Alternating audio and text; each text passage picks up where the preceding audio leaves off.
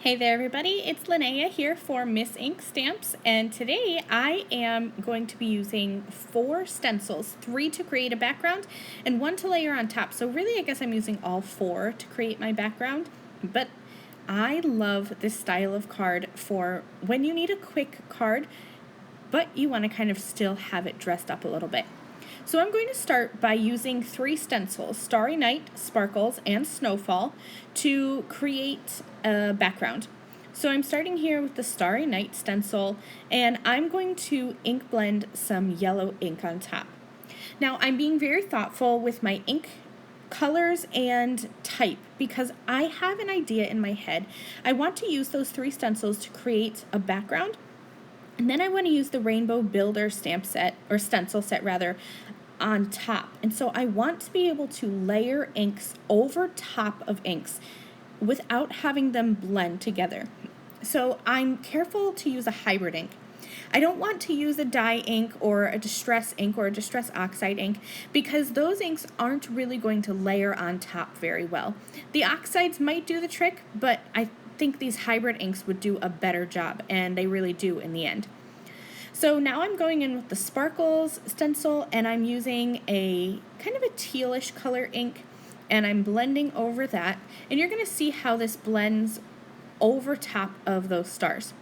Now you could definitely leave this like this. I think it looks great, but I wanted to bring in one more stencil, and so I'm bringing in that Snowfall stencil and a kind of hot pink ink, and I'm blending over the top here, and this is going to complete my background.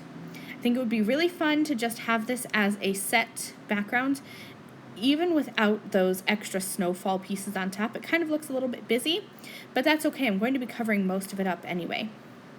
Now I took that Rainbow Builder stencil set, and I'm starting with the one of the 2 pieces that builds the actual rainbow. And I'm using a dark purple ink, and you're going to see, because this is a hybrid ink, it's going to layer over top of all those inks that I put into the background. So you're not going to see those inks come through, whereas if I use dye inks, the inks might blend together rather than layer on top of each other.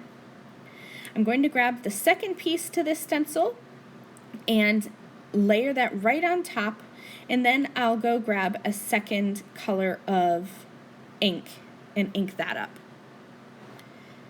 I knew I wanted to use blue, but the blue color that I chose just wasn't quite dark enough, so some of that ink was showing through a bit. So I went ahead and grabbed a more navy blue, and I'm really happy I did because the navy blue and that really dark purple color play together really well, and I really liked the look of this background in the end. So I'm just going to finish up blending there, and then I'm going to give this a quick wipe.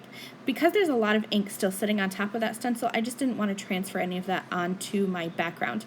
When I peel this back, check that out. Such a fun background because I layered together those 3 stencils in the background, and then I used that Rainbow Builder on top. Now this is an optional step, but I love this 3rd piece to the Rainbow Builder stencil set, where you can add some fun details. And I thought about doing this with another color of ink, but I really wanted it to stand out, so I decided to use some gold glitz glitter gel. And you're going to see here that I made a mistake.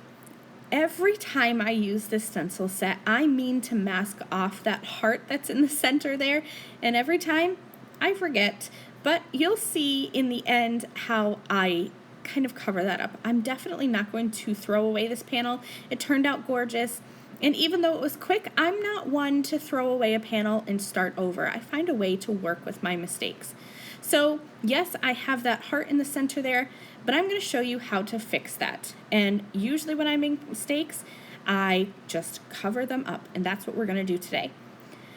The only stamps that I'm using on this card is the Sunshine and Rainbow sentiment set, and so I stamped my sentiment onto a white strip of cardstock using black ink, and then I cut a piece of hot pink cardstock, and I'm going to layer these together just so that I have a small bit of that hot pink peeking out the bottom.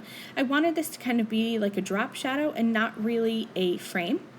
Then you can see here I'm going to cover up that heart, but where I want to position my sentiment strip, some of that heart is sticking out the bottom. So I'm going to let this glitz glitter gel dry completely. You want to make sure that this is completely dry before you try to sand this away.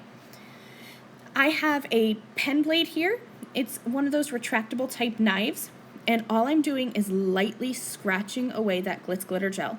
So it's really a very light process, and I'm taking this off in layers because I don't want to take off the ink that's actually on the cardstock, that ink blending that I did to create that background. I just want to take away the glitter that's on top. So I'm sanding away in layers very gently, and that does the trick. I matted my stenciled piece. I cut that down just a little bit, matted that onto some hot pink cardstock, and then I took that sentiment strip and mounted that onto foam, and I'm going to put that sentiment strip right across the bottom part of my card. And you can see that you can't even tell that I made that mistake. Thanks so much for joining me. I have listed and linked all of the supplies that I used on this card in the video description below. Thanks for watching. I'll see you again very soon. Bye.